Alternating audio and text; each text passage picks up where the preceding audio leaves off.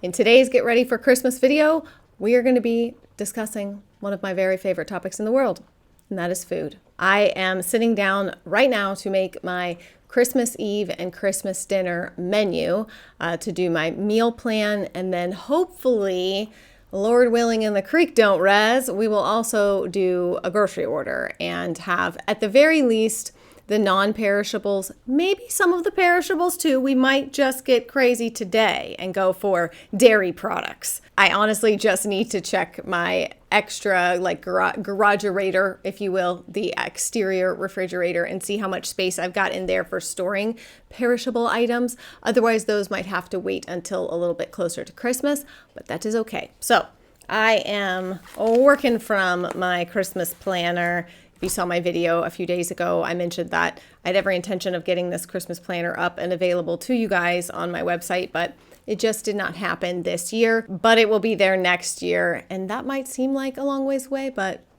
seeing how the last 2 years have gone, I feel like it's going to be here before we know it. Will we even be celebrating Christmas then? Will the earth have gone up in a fiery ball of flames? Who knows? Let's just use the anticipation of a Christmas planner as a sign of hope. When I sit down to make my Christmas Eve and Christmas Day menus, some of the things that I take into consideration are obviously the number of people coming, the ages of people coming, whether or not we want to do more of a buffet style, just kind of pick at things, or if we want to sit down and have a formal meal. So in years past, we have had many people for various holidays. We usually have way more people for Thanksgiving than for Christmas, but we're obviously a family of 10, so already that's a lot of people to feed.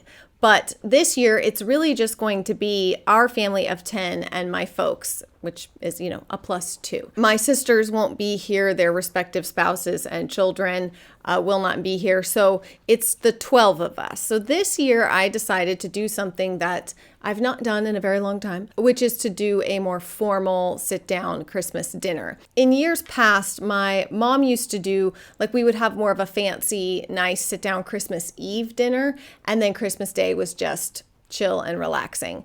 And so I'm kind of I haven't really asked everybody what they want to do. So I think what I'm going to do is just plan for one more formal sit down meal. And then obviously, if we do that on Christmas Eve, then Christmas Day, we can just have leftovers. Maybe that was my mom's genius plan that I didn't realize, was that we would have leftovers on Christmas Day. Either way, we need to do breakfast Christmas Eve, Christmas Day, lunch, depending, and then dinner, and then desserts, snacks. And then I also need to pick out a few cookies to make to fill our little cookie tins that we're giving to the kids, teachers, instructors for their various activities, our neighbor, things like that. So that's what we're going to do. This is honestly pretty darn basic. I typically like to hop on Pinterest and take a peek around, especially for appetizers. Main meal things are things that we make every year all the time. So I don't need to go on an expedition, if you will. But I do like to get a little bit creative with treats and snacks and appetizers and things like that. So I'm going to do that. And then I am going to do hopefully a little bit of planning of the Tablescape so that I can order anything that I need, because I'm not a formal dining person, so we don't have a lot of formal dining items. And there's a set of Christmas dishes at Walmart. I think they're technically winter, but I think they're really beautiful. And if it's just the 12 of us, I think I'm going to order those dishes.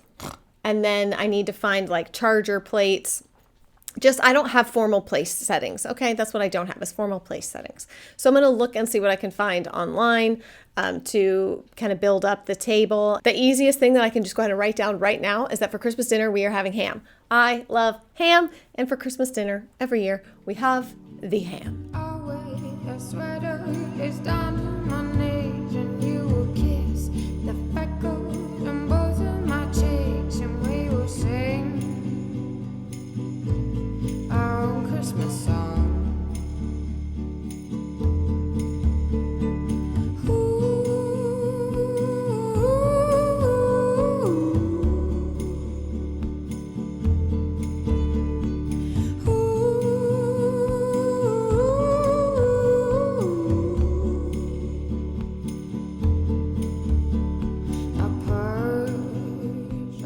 I've done the meal plan for Christmas Eve, Christmas Day, and I did decide that I think we're going to do our bigger meal on Christmas Eve. It sort of stays in line with tradition of what we've done in the past. So for Christmas Eve breakfast, we're going to do the breakfast casserole that I shared in a video. I think it was like last week.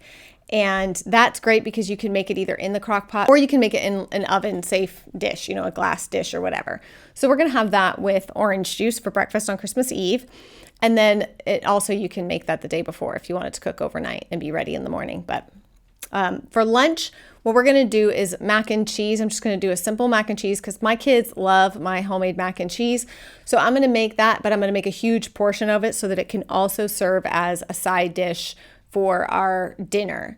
So then for appetizers, what I've learned as I have hosted many a meal is that sometimes I tend to go really, really heavy on the appetizers because I love them so much and people love them, but then people tend to get full and not eat as much when it comes to the actual dinner, which is the thing that we've all spent a ton of time cooking, and then we've got too much leftovers. So I'm going to go a little lighter on the appetizers on Christmas Eve. I'm going to do like a candy cane shape tomato and mozzarella candy cane, with basil and some balsamic glaze. And then I'm going to do like warm dips and chips.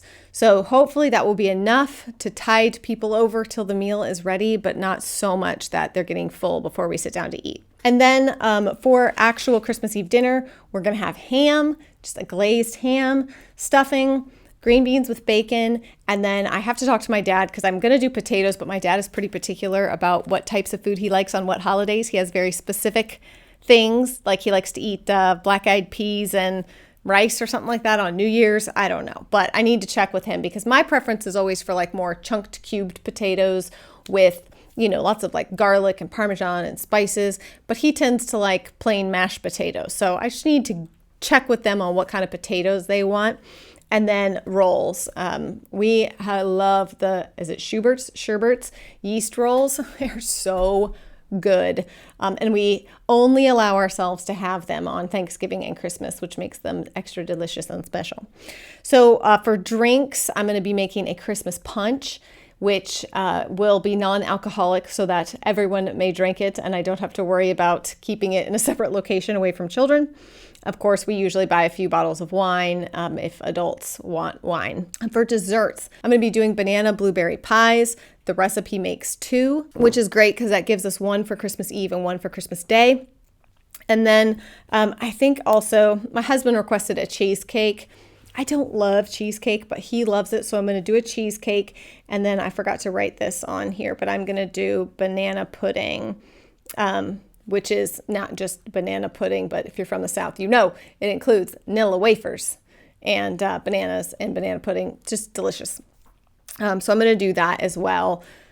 And then also just cookies. So we're going to be making a ton of cookies over the next week, just doing cookies with the kids and then cookies as gifts. I typically like to stick to ginger cookies and sugar cookies. And then I also really like to do like the chocolate cookies with peppermint frosting and then like the peppermint chunks on top. Oh, so good. Love those. And then that leads us to Christmas Day. So for Christmas Day, the breakfast I'm going to do a big breakfast charcuterie board, basically. So it's going to be a big board where the kids can just come and grab, and I'm going to have sausage biscuit balls, which I showed in that video as well. Some like little silver dollar pancakes, like just the kind you can pick up and dip and eat. And then French toast sticks. I love Burger King French toast sticks. Loved them since I was a kid. There's almost no day of the week that I wouldn't love to go get Burger King French toast sticks or Sonic. Sonic makes good French toast sticks too. I love them so much. And I'm going to make those in the air fryer.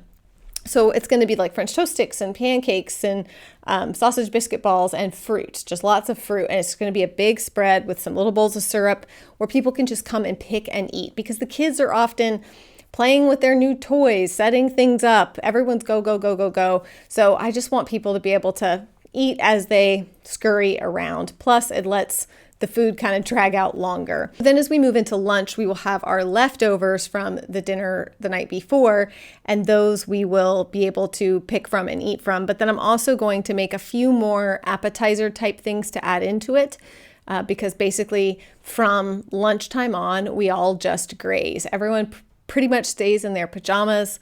We all just lay around and be lazy and, I don't know, enjoy each other and our, kids playing with presents and hanging out with family and just graze. So I'm going to do meatballs in the crock pot, little smokies in the crock pot, and then just some like cheese and crackers and meat. So it's going to be pretty but simple. So I'll have those appetizers out where people can eat those. And it's cool because like the meatballs and the little smokies in the crock pot, those I can just put on warm and they can just sit there for hours on warm and not get overcooked, but people can eat from them for hours. So for lunch and dinner that day, we just kind of graze on leftovers and a few new fresh appetizers. So that is my menu. Let me think of the best way to do this. I'm not sure if I should leave the recipes in the description box. I feel like that would be very long considering. Maybe what I'll do is add the recipes to some kind of a blog post or something. Either way, check the description box. I may figure something else out that makes more sense after I'm done filming this, but check the description box for the recipes. So that is the menu. And what I'll do is I'll put I'll kind of take all of these pieces and put them together in a picture so you can kind of see like what the tablescape will look like, since obviously I don't have the things and can't put together the table right now for you. So I'll kind of do like an overlay to show you what it will all look like when it's done. Okay, so there you have it. That is my Christmas Eve meal plan. I was really hoping I was going to have time to do the actual like grocery shopping today, but it does not appear as though I will, unfortunately. And then if you follow me on social media, I will share like what the tablescape looks like and everything. I'll definitely be doing like a test run, dry run of it once everything arrives. So be sure to check back for that. And then if you guys are interested, when I am able to get all of my groceries, I will do another video and potentially just do like the haul portion. So this could be kind of like part 1, and then part 2 could be like the shop and haul. Anyways, that's it for today's video though. I would love to know from you guys, what is on your Christmas Eve, Christmas Day menu? Do you guys have any like family traditions, anything that you eat every year or that you make every year for these holidays? Let us know down below in the comments, and don't forget to enter this video's giveaway, and I will see you guys again very soon. Bye.